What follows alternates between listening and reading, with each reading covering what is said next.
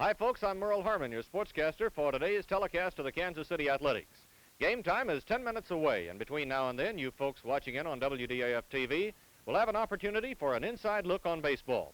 Your host is my good friend Bob Wolff, and it's all brought to you by the new Wheaties, Breakfast of Champions. Our session will get underway after this word from Wheaties. Hi, everybody. Bob Wolff speaking. Right beside me, Coach JoJo White of the Cleveland Indians. I'll ask Coach White to take over the mic and comment on some of the Cleveland Indians now taking batting practice. Thanks, Bob.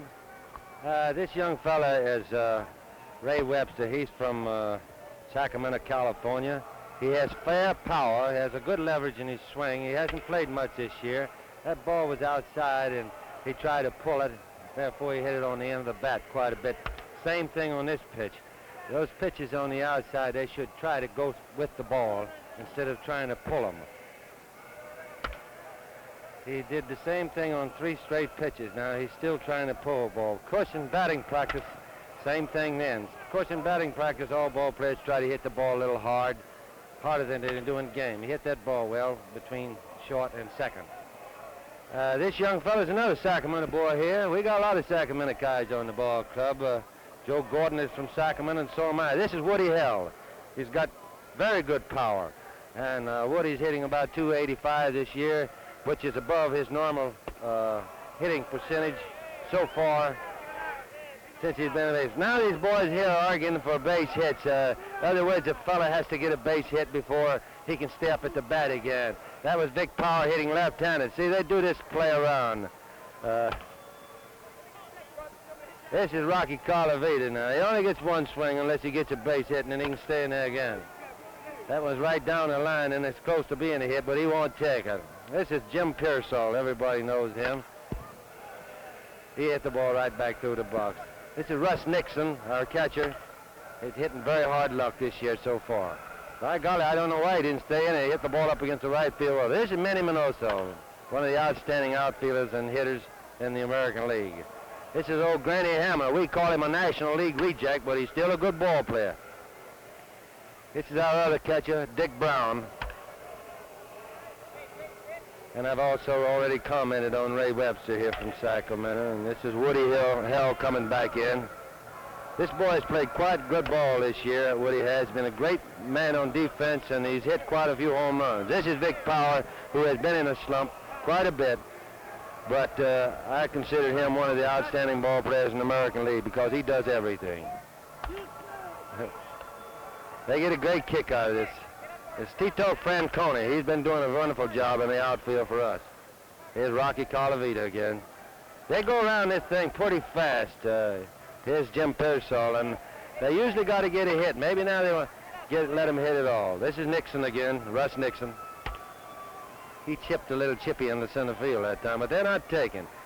Here's old Minnie again. Quite a ball player. I got to marvel at this boy, the way he plays baseball and plays it hard and fair at all times. Granny Hamner, grand old boy from Philadelphia. And this is Dick Brown again. He come back. Eddie Fitzgerald was the catcher here, and we had to send out and get Dick back because Eddie broke his thumb the other day in Baltimore. That's one Webster hit, and it's well up in that left field bleacher. Vic Power again. Oh, he hit that ball well, very well. And this is Tito Francona. You know, this thing winds up. They always start the last 5 minutes of doing this, and it winds up with a lot of fun. Sometimes a lot of arguments because they bet Coca-Colas on who can hit the ball out of the ballpark at times. That was Minnie. This is kind of dangerous. You see, Granny's in the cage with him, but he figures Russ will pull the ball. Russ Nixon. This is Granny Hamner. Well, folks, this has been a lot of pleasure just talking on these fellas here. It's a lot of fun. I hope they'll have a lot of fun out here today. Thanks, Bob. Thank you, JoJo White, and that was a fast commentary that really had you hopping there. Didn't they? Come over here just a moment. Yeah. Tell me something about this batting practice there. You get any indication of how these fellows are doing a ball game from how they're hitting, or doesn't it make too much difference? It doesn't make any difference this time of the year, Bob. They just do it to loosen up, kind of get the hour on the ball. A lot of them don't even take batting practice after it gets this hard. If they haven't learned to hit by now, I don't think much practice is from now on out. As you know, they got a month and a half of spring training and everything. they haven't learned now, it's best to lay off all probability because they're tired. How about you? You're sort of a slender fellow. Let's move this way a bit. I think they're getting the batting cage out. Did you always take batting practice on the hot days or not? No, during July and August, I tried to lay off of it. Spring, I used to walk up with that bat plenty, and then about July and August, I was dragging it up. You know, you get pretty warm out here, especially here in Washington. Do you change bat weights? Well, yeah, sometimes ball players go for lighter bats in July and August. That's true. Did you ever change the weight of yours? I never was a great hitter, or even a good hitter, Bob. So I was known as a high hop and a fast run and a base on ball hitter, you know. But I had a lot of fun.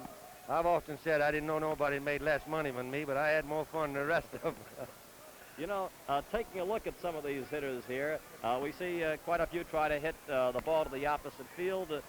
Do they try to hit in batting practice as they would in a game? Oh, yeah, especially if they've been pulling too much throughout their batting practice. You know, throughout the game, they try and bat and practice hit the opposite field. One last question for you, Joe. Do you have a chance actually to watch the opposition, study that, and pick up any tips there as to how they hit in batting practice? No, not much. No, not much, Bob. I guess when a new player comes along, though, they have a good chance there to sort of look him over, huh? Yeah, they do. They see how much power he's got anyway. Let those outfielders know how deep they're supposed to play. Otherwise, there's not much chance to pick up any suggestions for how you might pitch somebody. No, I wouldn't say so. You take infield practice, you can watch outfielders and find out how good they're throwing, and that's about the only thing you can find out about them. I see. And after you get a nod on how good they're throwing, that gives you the tip on whether to get your men running that extra base, huh? That's true. That's the idea. Well, Joe White, I certainly appreciate your very excellent commentary. The batting cage has gone by, so we're getting set for the ball game, and certainly appreciate you being on hand. Thanks, Bob. Bob Wolff speaking. Here's something else I'd like you to see.